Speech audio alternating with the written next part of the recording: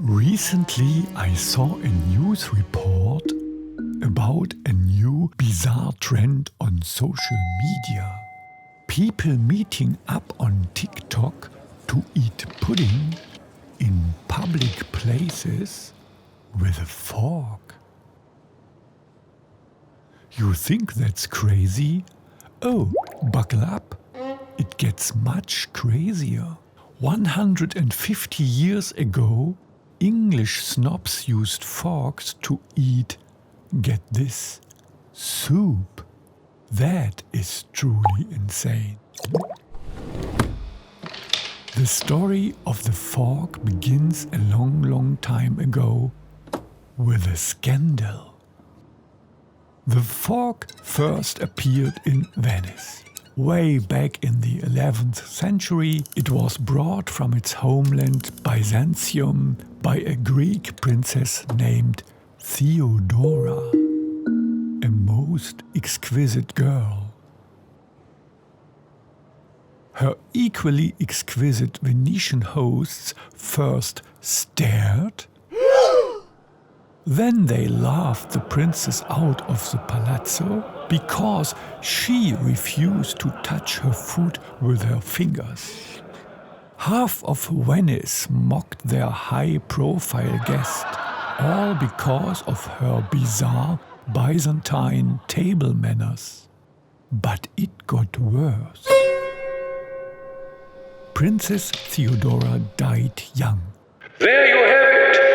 The city's priests preached. Her early death is the punishment of Theodora's arrogance.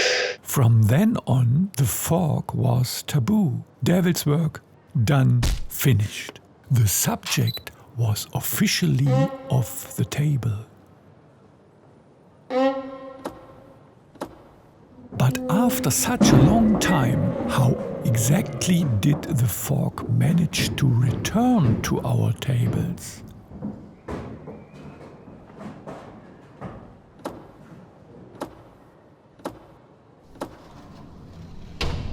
The story of the fork's glorious return begins with a traveling Englishman in Italy, Thomas Coryate. In 1608, Coryate was roaming around Italy. There, he discovered something completely new, which he immediately reported back home. Listen, the Italians were holding their meat while cutting it with tiny forks. Honestly, these forks the Italians ate with, they seriously impressed Coryate. So he even took a fork back with him to England. And his friends back home, they laughed him out of the room. Almost a century before Coryate's trip and long before forks were even a thing at the dinner table, Italians ate their macaroni and spaghetti with a wooden needle they rolled their pasta onto.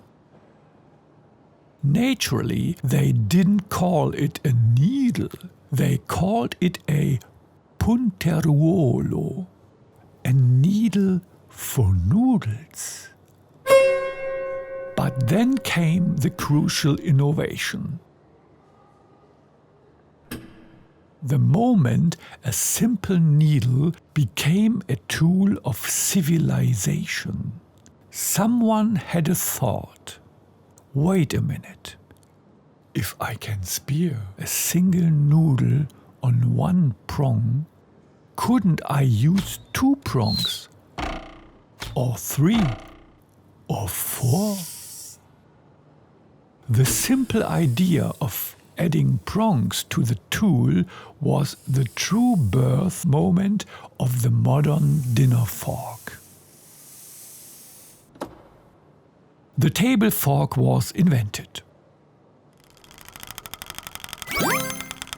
Yet it took another good 100 years until the fork was finally accepted at dinner tables across the rest of Europe. And when it finally arrived, it changed everything. Plates became flatter, recipes changed, and so did our eating habits. Those who ate with a fork were now considered cultivated and just a little bit crazy.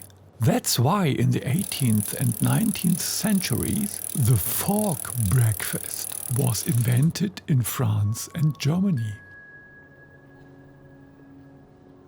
At a fork breakfast, people would put down their knives and spoons and simply fork the bite-sized treats straight into their mouths.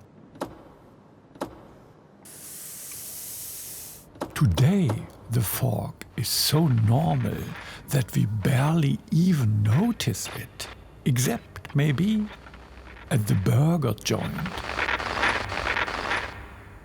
or the Asian restaurant. But that, my friends, is another story for how it got into the world and what became of it.